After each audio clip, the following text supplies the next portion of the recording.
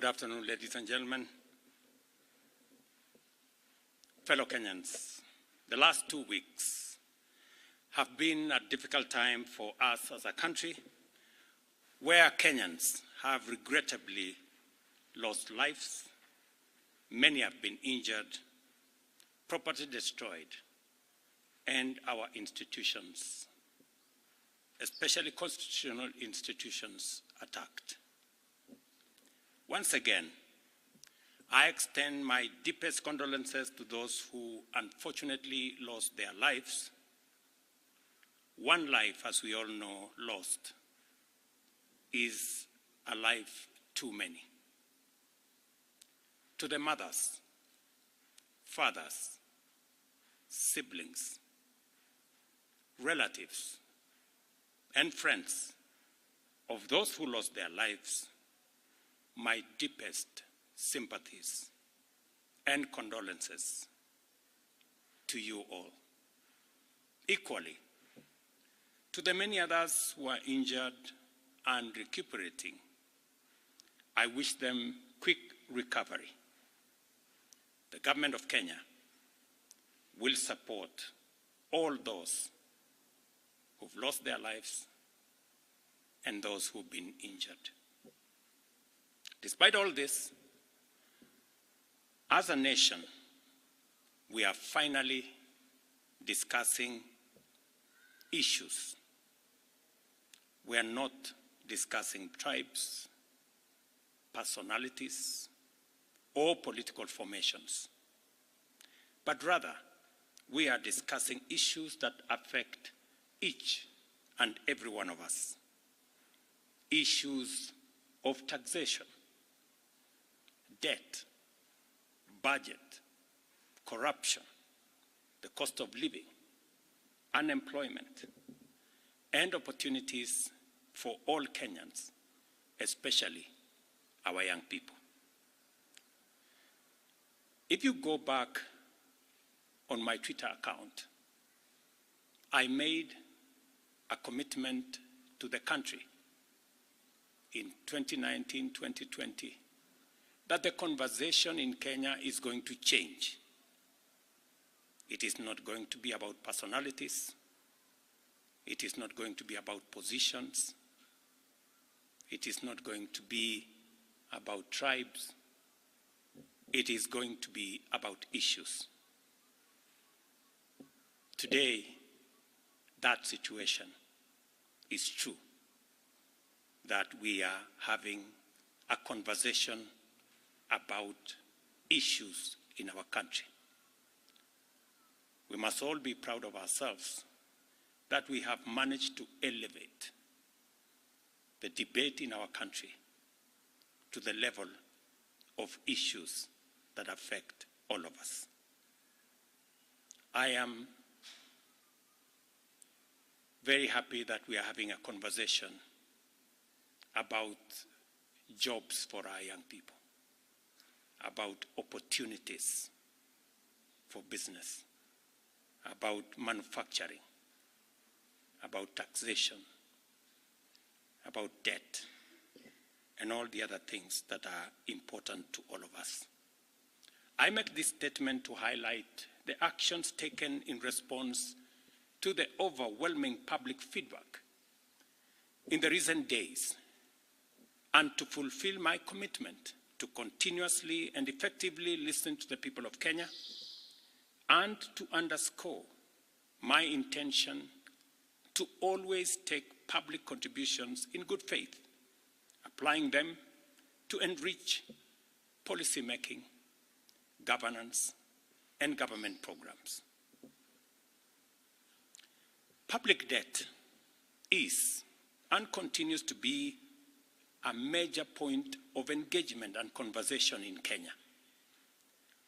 I have today appointed an independent task force to carry out a comprehensive forensic audit of our public debt and report to us in the next 3 months. This audit will provide the people of Kenya with clarity on the extent and nature of our debt, how public resources have been expended, and will also recommend proposals for managing our public debt in a manner that is sustainable and does not burden future generations. The consequence of withdrawing the finance bill is the reduction of our revenue targets by 346 billion. Over the last few days, our Treasury team has been assessing the adverse impact of either reducing the budget by 346 billion in full or borrowing the 346 billion in full. And cutting the entire amount in our assessment would significantly and drastically affect the delivery of critical government services, while borrowing the whole amount in full will occasion a fiscal deficit by a margin that would have significant repercussions on many sectors, including our exchange rates and interest rates.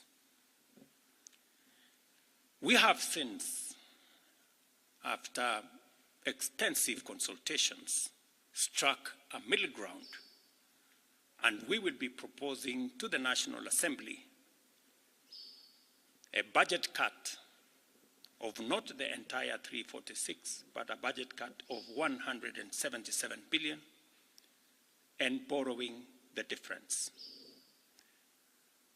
Whatever we are going to borrow, the difference, will increase our fiscal deficit from what I intended to be 3.3% of our GDP. It will now go up to 4.6% of GDP, still lower than last year, and will be used to fund some of our critical government services.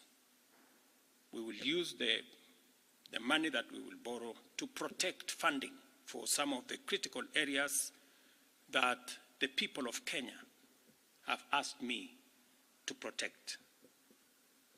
They include hiring of junior secondary school teachers and medical interns, funding the milk stabilization program for our dairy farmers, reviving our stalled road projects that are in many parts of Kenya, retaining the fertilizer subsidy program that has helped us manage our cost of living, settling the debt owed to farmers in our coffee sector, capitalizing the coffee cherry fund to support our farmers in that sector, enabling public-owned sugar mills to pay outstanding debts to sugarcane farmers for their deliveries, additional funding for higher education, new funding model that was in our plan will now receive additional funding, settling arrears owed to counties, settling arrears for NGCDF, and settling arrears for our pensions. Accordingly, in keeping with the enhanced austerity measures we have committed to implement and align government expenditures within the budgetary implications of the withdrawal of the Finance Bill 2024, the following actions shall be taken with immediate effect towards the realization of the new budget. 47 state corporations with overlapping and duplicating functions will be dissolved, resulting in the elimination of their operational and maintenance costs, and their functions will be integrated into the respective line ministries. Staff currently employed by the affected corporations will be transferred to ministries and other state agencies within government. The decision to fill the position of Chief Administrative Secretaries is hereby suspended. The number of advisors in government shall be reduced by 50% within the public service with immediate effect. Budget lines providing for the operations of the Office of the First Lady, the spouse of the Deputy President, and the Prime Cabinet Secretary will be removed. Similarly, the budget provisions for confidential budgets in various executive offices, including my own office, have been removed, and the budget for renovations across government reduced by 50%.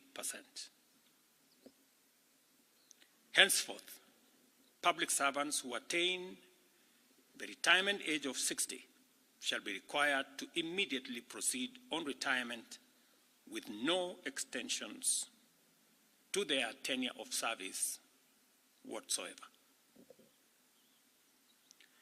The purchase of new motor vehicles by the government is suspended for 12 months, except for security agencies, while a new policy on transport for public officers will be developed. All non-essential travel by state and public officers is hereby suspended. No state officer or public servant shall participate in public contributions or harambees going forward. The Attorney General is hereby directed to prepare and submit legislation to this effect and develop a mechanism for structured and transparent contributions for public, charitable, and philanthropic purposes. These measures will be followed by changes in government that I will be making shortly. We are determined to carry out this and other interventions to improve the quality, efficiency, and transparency in serving the people of Kenya and ensure that citizens receive maximum value for their resources from a public sector that prioritizes their welfare.